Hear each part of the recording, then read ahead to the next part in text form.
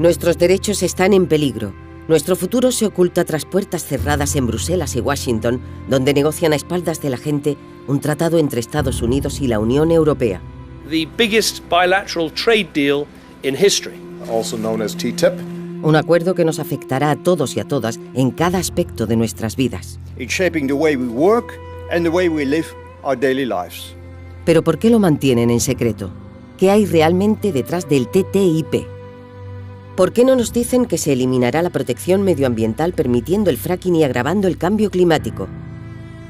¿Que aumentará el uso de sustancias tóxicas, hormonas, antibióticos y transgénicos en la alimentación?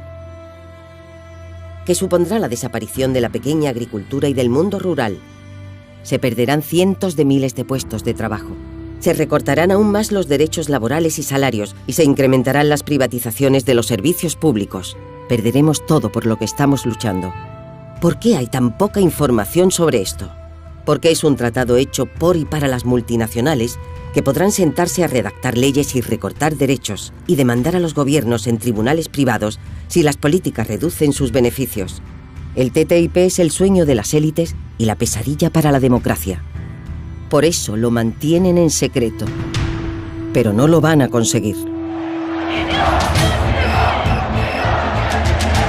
El 18 de abril saldremos a la calle. En cientos de ciudades por todo el mundo. Para decirles que no queremos que negocien en nuestro nombre. Que las personas y el planeta están antes que las multinacionales.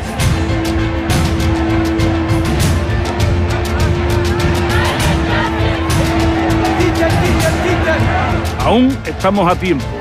Podemos pararlo.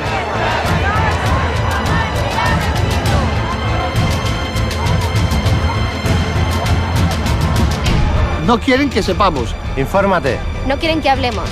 Difúndelo. No quieren que participemos. Sal a la calle y que se oiga tu voz.